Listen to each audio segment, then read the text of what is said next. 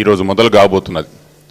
దానికి నాయకత్వం వహిస్తున్న తమ్ముడు గెల్లు శ్రీనివాస్ గారుగానే వేదిక మీద కూర్చున్న బీఆర్ఎస్ పార్టీకి బీఆర్ఎస్ వీక్ సంబంధించిన వివిధ స్థాయిలో పనిచేస్తున్న విద్యార్థి నాయకులందరికీ కూడా పేరు పేరునందరికీ ఉద్యమ నమస్కారం. జై తెలంగాణ. తమ్ముళ్ళు, ఈరోజు కాంగ్రెస్ పార్టీ అధికారంలోకి వచ్చి దాదాపు 2.5 సంవత్సరాలు అవుతుంది. ఈ 2.5 సంవత్సరాల్లో మూసీ పేరు మీద చేపడుతున్నటువంటి దమనయాత్రే కాదు, ఈ దాష్టికమే కాదు, ఈ 2.5 సంవత్సరాల్లో కాంగ్రెస్ పార్టీ అధికారంలోకి వచ్చిన తర్వాత తెలంగాణలో జరుగుతున్న యొక్క దారుణాలు ఏంది, దుర్మార్గాలు ఏంది, తెలంగాణ రాష్ట్రం కేసీఆర్ గారు వదిలిపోయిన తర్వాత ఏ స్థాయిలో ఉండే, ఇప్పుడు ఏ స్థాయిలో ఉండదనేది ఒక్కసారి మనం అందరం కూడా ఆలోచన చేసుకోవాలి. నేను మొన్న సభల్నే చెప్పిన, విద్యార్థి సంఘాలు ఎవరన్నా కొట్లాడితే ఫీజు రియంబర్స్మెంట్ వస్తుంది, విద్యార్థి సంఘాలు ఎవరైనా కొట్లాడితే స్కాలర్షిప్ వస్తుంది, కొత్త కాలేజీలు వస్తాయి. కానీ మన విద్యార్థి సంఘానికి ఉన్న యొక్క గొప్ప చరిత్ర ఏంటంటే, మనం కొట్లాడితే ఏకంగా రాష్ట్రమే తెచ్చుకున్నాం. మనకున్న చరిత్ర అది ఆషామాషి కాదు. ప్రాణాలు త్యాగం చేసి, ప్రాణత్యాగాలు చేసి, కుటుంబాల సైతం కూడా పక్కన పెట్టి తెలంగాణ కోసం జై తెలంగాణ నినాదాన్ని చెప్పిన రాంది చేయొద్దు రేవంత్ రెడ్డిలాగా అవుతుందని చెప్పి చేయకండి. నరనరాన పట్టించుకొని జై తెలంగాణ నినాదం ఒక ప్రాణవాయుగా మార్చుకొని మనం ఆ రోజు రాష్ట్రాన్ని ఎట్లయితే సాధించుకున్నామో, మళ్ళీ తెలంగాణ రాష్ట్రాన్ని కాపాడాల్సుకునే యొక్క పరిస్థితి ఈరోజు వచ్చింది. ఏడుండే తెలంగాణ ఈరోజు కేడికైంది.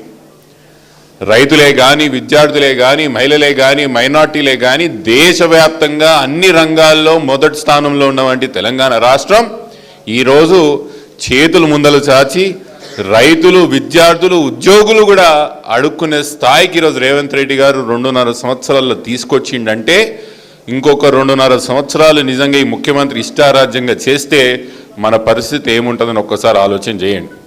ఎప్పుడైనా ఎవరన్నా హారర్ సినిమా చూసిర్రా? హారర్ సినిమా బాగా ఎక్కువ హారర్గా ఉంటే మళ్ళీ సూండిగా ఇష్టపడతారా? రేవంత్ రెడ్డి గారి 5 సంవత్సరాలు ముఖ్యమంత్రి అయిపోయిన తర్వాత వచ్చే 5 సంవత్సరాలు కూడా నేనే అంటే హారర్ సినిమా చూసినంత భయం ఎత్తున్నది నాకు. ఇప్పుడే ఇట్లా తెలంగాణ దాపరించిందంటే ఇంకో 5 సంవత్సరాలు ఉంటే ఎట్లుంటుందని ఒక్కసారి మనం ఆలోచన చేసుకోండి. చాలామంది ఇక్కడ ఇంట్లలో వ్యాపారాలు చేస్తారు, రియల్ ఎస్టేట్ చేస్తుంటారు, లేదా చిన్న చిత్తగా సొంతంగా తల్లిదండ్రులు మనం ఏదో వ్యాపారాలు చేసే ప్రయత్నం చేస్తున్నాం. ఒక్కసారి మనసు మీద చేసుకొని చెప్పండి, అసలు మార్కెట్లో పైసలు ఉన్నాయా? ఏదైనా బిజినెస్ జరుగుతున్నదా? ఏదైనా పని చక్కగా అవుతున్నదా? అదే కేసీఆర్ గారు ఉన్నప్పుడు మన పరిస్థితి ఎట్లుండే? మా చేవెలలా గజం భూమి రేపు అమ్మకానికి పెడితే ఈరోజు సాయంత్రానికి ఎవరైనా వచ్చి పైసలు ఇచ్చిపోతుండ్రు. నెల రోజులైనా, 2 నెలలైనా, 6 నెలలైనా మార్కెట్ రేట్ కన్నా 50% తగ్గించినా కూడా ఈరోజు కొననీకి ఎవరు వస్తలేరు. బిజినెస్లలో అవుట్పుట్ తగ్గిపోయింది, ఇన్పుట్ తగ్గిపోయింది. తెలంగాణలో ఉన్న పైసలన్నీ ఏడిపోతున్నాయి, ఢిల్లీకి పోతున్నాయి. ఇప్పుడు కేరళకు పోయినాయి, రేపు ఢిల్లీకి పోతాయి. ఇదే పరిస్థితి కొనసాగాలంటే మళ్ళీ కాంగ్రెస్ పార్టీ ఉండాలా? లేదు, మనకు స్వర్ణయుగం రావాలంటే మళ్ళీ మనం తెలంగాణ కోసం కొట్లాడాలా. మళ్ళీ కేసీఆర్ గారి పరిపాలన ఖచ్చితంగా తెలంగాణ రాష్ట్రంలో రావాలంటే ఈ రోజు నుంచి, ఈ మూసీ నుంచి మొదలుపెట్టి తెలంగాణ రాష్ట్రంలో 2.5 సంవత్సరాల తర్వాత మళ్ళీ కేసీఆర్ గారు వచ్చే వరకు ఇదే అన్ని విషయాలు పోరాటం చేయాలా తమ్ముళ్ళు అని చెప్పి నేను కోరుకుంటున్నా. దాన్ని గెల్లు శ్రీనివాస్ గారే కానీ, వేదిక మీద ఉన్న నాయకత్వమే కానీ ప్రతి 3 నెలల ఇట్లాంటి అంశాలు తీసుకొని ఇక ముందుకు పోవాలా.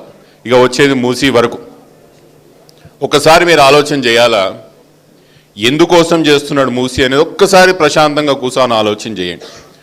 ప్రజల కోసమే, ప్రాంతం కోసమే మూసీ చేయాలంటే ముందు మూసీని శుద్ధి చేస్తాం.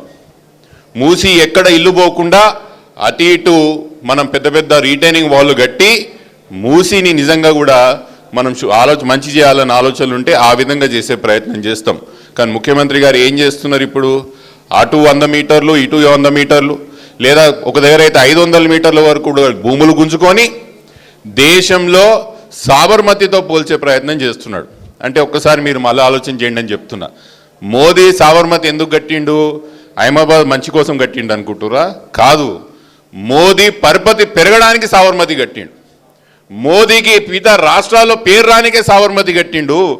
మోదీ ఆయనకైనా ఒక ప్రాజెక్ట్ చూపించుకోనికి సాబర్మతి కట్టిండు. రేవంత్ రెడ్డి కూడా మూసి తెలంగాణ కోసం కడతలేడు, హైదరాబాద్ కోసం కడతలేడు, ప్రాంతం కోసం కడతలేడు, పరపతి కోసం కడుతున్నాడు. ఈ విషయం మాత్రం ఆలోచన చేసుకోండి అంటున్నా. నీ పరపతి పెరగడానికి, నీ పరువు ప్రతిష్టలు పెరగడానికి, మిగతా రాష్ట్రాలను అడ్వర్టైజ్ చేసుకోవడానికి మా ప్రజలు ఎందుకు నష్టపోవాలి రేవంత్ రెడ్డి గారు అని అడుగుతున్నా నేను. ఎందుకు నష్టపోవాలి? మేమెందుకు ఊకాలి చేతులు ముడుచుకొని? బరాబర్ ముడుచుకోం. ప్రజల కోసం మీరు పని చేయండి, మేము ఖచ్చితంగా త్యాగాలు చేస్తాం, మా భూములు ఇస్తాం, మా ఇల్లులు ఇస్తాం. మీ పరపతి కోసం, మీ పేరు కోసం, మీ ప్రతిష్ట కోసం ప్రాజెక్టులు చేస్తే మాత్రం బరాబర్ ఆప్తామని ఆ రోజు కూడా చెప్తున్నా, బరాబర్ ఈ రోజు కూడా కొట్లాడతామని చెప్తున్నా. ఇంకో విషయం, నిన్న మొన్న మీరు న్యూస్లో చూసింటారు, కార్తిక్ రెడ్డి చేసిన ఎన్జిటి కేసు డిస్మిసల్ చూసిండ్రా? నేను మీడియా సోదరులకు చెప్తున్నా, సీఎం గారు ఆఫీస్ నుంచి ఇచ్చిన ప్రతి లీక్ అడ్డగోలుగా అట్లనే ఫాలో చేయకండి. అసలు ఏందని ఒక్కసారి ఆలోచన చేయాలి. డిస్మిసల్కి డిస్పోజల్కి ఎంత తేడా ఉంటుంది? చదువుకున్న వాళ్ళు మీడియా వాళ్ళు. డిస్మిసల్ అంటే ఏంటి? మనం వేసిన పిటిషన్ని దీని మీద ఎటువంటి మెరిట్స్ లేవని చెప్పి కొట్టేయడం డిస్మిసల్. డిస్పోజల్ అంటే ఏంటి? మేము వేసినటువంటి కేసుని ఆమోదిస్తూ ఎస్ వాళ్ళు చేస్తా అంటారు కదా, మేము వేచి చూద్దాం అనేది డిస్పోజల్. ఏం జరిగింది? మేమేం అడిగినాం? ఎన్జీడీకి పోయినప్పుడు మేమేం అడిగినాం? ప్రభుత్వం కొన్ని అనుమతులు తీసుకోకుండా ముందుకు పోతున్నది. మూసీలో ఉన్నవంటి ఎంఎఫ్ఎల్ లెవెల్స్ ఫిక్స్ కాలేదు, ఫ్లడ్ లెవెల్స్ ఫిక్స్ కాలేదు.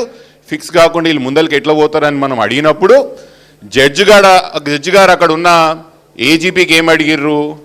మీ పరిస్థితి ఏంది? మళ్ళీ వీళ్ళు చెప్తున్నవంటి ప్రేయర్ అంతా కరెక్టే కదా. వీళ్ళు అడిగిన సంగతి ఏంటంటే ప్రభుత్వం ఏం చెప్పింది? మేము ఇవన్నీ అప్లికేషన్ ఇంకో స్టేజ్లో ఉన్నాయి, ఎన్వైరన్మెంట్ క్లియరెన్సే కానీ, సోషల్ ఇంపాక్ట్ అసెస్మెంట్ స్టడీయే కానీ, లేదా వీళ్ళు చెప్తున్నట్టు ఎంఎఫ్ఎల్ లెవెల్సే కానీ ఇవన్నీ డిపిఆర్లో టర్మ్స్ ఆఫ్ రెఫరెన్స్లో పెట్టినాము, ఇవి ఖచ్చితంగా మేము చేస్తాము, చేసినాకనే ప్రాజెక్ట్ ముందుకు పోతామని చెప్పారు. జడ్జి గారు ఏమన్నారు? వాళ్ళు చేస్తా అంటున్నారు కదా, if ever they do not comply with these issues, మీరు మళ్ళీ మా దగ్గరికి తిరిగి రండి అని జడ్జి గారు చెప్పడం జరిగింది. ఇప్పుడు చెప్పుండ్రి, మనం తెలంగాణ రాష్ట్రం సాధించిన వంటి పార్టీ నుంచి వచ్చిన వాళ్ళం, కేసీఆర్ సైనికులం. మనకి ఎంత తెలివితేటలు ఉంటాయంటే మొన్నటి వరకు అసెంబ్లీలో కూడా ఒప్పుకొని ప్రభుత్వం అసెంబ్లీలో కూడా చెప్పని విషయాలు మేము ఎన్జీటీలో ఒప్పించినామా? ఎన్జీటీ కూడా చెప్పించినామా? మీతోని మీరు చేయాల్సిన ఎంఎఫ్ఎల్ లెవెల్స్ మేము ఇస్తాము, డిపిఆర్ లెవెల్స్ మేము ఇస్తాము, అన్ని ఎన్వైరన్మెంటల్ క్లియరెన్స్ మేము తీసుకున్నాకనే ముందలు పోతామని ప్రభుత్వం ఆడ చెప్పినాకనే నా పిటిషన్ని డిస్పోజల్ చేయడం జరిగింది, డిస్మిసల్ చేయడం జరగలేదు. ఈరోజు చెప్తున్నా ప్రభుత్వానికి, ఏ ఒక్క అంశం మీరు కోర్టుకు చెప్పింది ఒప్పుకోకపోయినా, ఏ ఒక్క అంశం మీరు చేయకపోయినా కూడా ఖచ్చితంగా మళ్ళీ మేము కోర్టుకు పోతాం, కోర్టు మెట్లు ఎక్కుతాం. ఇప్పుడే చెప్పినట్టు సోదరులారా, ఈ యొక్క మూసీ ప్రాజెక్టు మన ప్రాంతం మంచి కోసమో హైదరాబాద్ మంచి కోసం జరుగుతలే. దేశంలో కొన్ని రివర్ ఫ్రంట్ ప్రాజెక్టులు చేసిర్రు, సాబర్మతి చేసిర్రు, ముఖ్యమంత్రి గారు చెప్తున్నట్టు నమమే గంగే చేసిర్రు, యమునా రివర్ ఫ్రంట్ చేసిర్రు. ఏ ఒక్కదానికన్నా మీరు ఎప్పడం పోయిర్రా అని అడుగుతున్నా.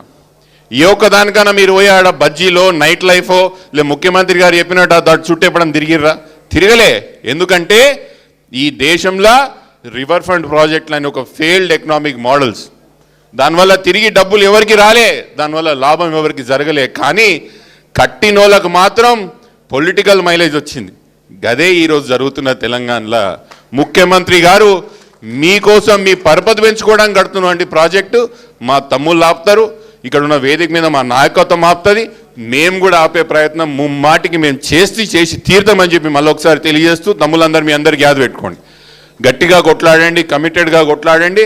ఈ పోరాటానికి మనం ఎక్కడ వెనుకకు తగ్గొద్దు, ముందరికి పోదాం, కొట్లాడదాం. మీతో పాటు ముమ్మాటికి నేనుంటా, మన నాయకత్వం ఉంటుందని మీ అందరికీ తెలియజేస్తూ నమస్కారాలు. జై తెలంగాణ. థ్యాంక్ యూ అన్న, విలువైన సూచనలు ఇచ్చినందుకు.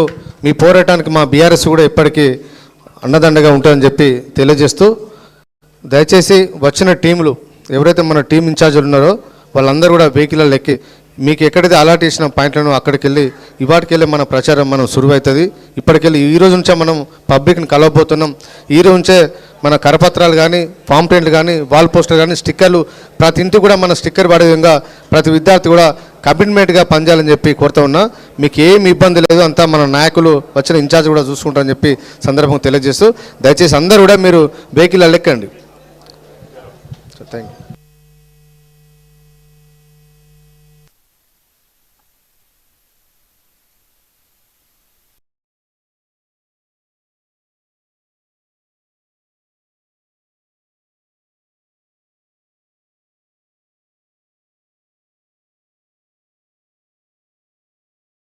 నమస్కారం.